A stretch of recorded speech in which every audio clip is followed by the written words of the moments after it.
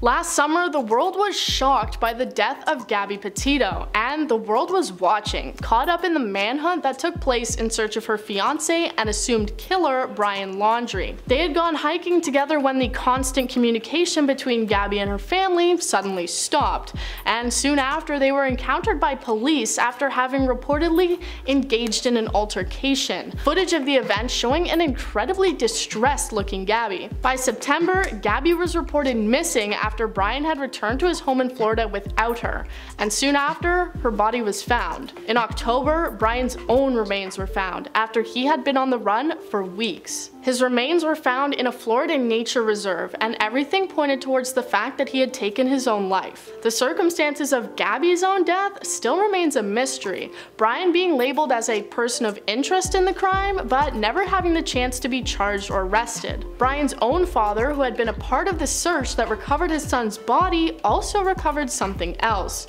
an 8-page long notebook that was discovered submerged in the water. At the time it was found, the notebook was soaked, and authorities didn't put out any statements about its contents and what they may have learned from it. But now we know, as the entirety of the 8 pages have been released. So let's get into it. I'm going to be leaving out some of the contents for the sake of time, but you can read the entirety of it for yourself online. The notebook starts off with a seemingly heartfelt message to Gabby, saying, "I wish I was right at your side. I wish I could be talking to you right now.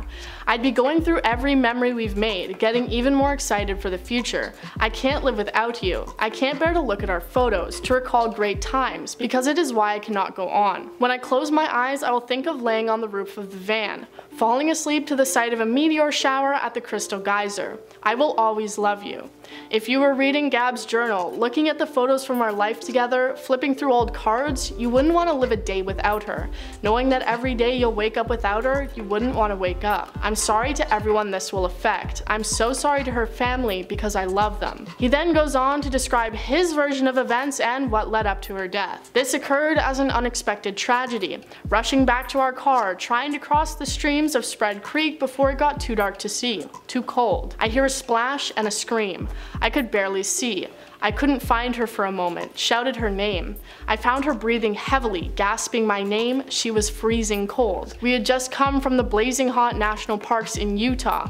The temperature had dropped to freezing and she was soaking wet. I carried her as far as I could down the stream towards the car, stumbling, exhausted, in shock when my knees buckled and I knew I couldn't safely carry her. I started a fire and spooned her as close to the heat. She was so thin, had already been freezing too long. She had a small bump on her forehead that eventually got larger. Her feet hurt, her wrist hurt, but she was freezing, shaking violently. While carrying her, she continually made sounds of pain. Laying next to her, she said little, lapsing between violent shakes, gasping in pain, and begging for an end to her pain." Brian then makes the statement that he did in fact end her life, but saying that it was out of mercy. "I don't know the extent of Gabby's injuries, only that she was in extreme pain. I ended her life. I thought it was merciful. That is what she wanted. But I see now all the mistakes I made. I panicked. I was in shock. But from the moment I decided, took away her pain, I knew I couldn't go on without her." He then says that he rushed home to spend time with his family and the reason he had taken his own life, saying that it was not out of fear of punishment, but instead simply the fact that he was not able to live without her. So that's the late Brian Laundrie's version of events, but most people who have still kept up with following the case don't seem to believe it and have no sympathy for him, calling him a narcissist and saying that he rewrote history. But that's all I have for you for now. I've been your host, Woody. Join us next time for more.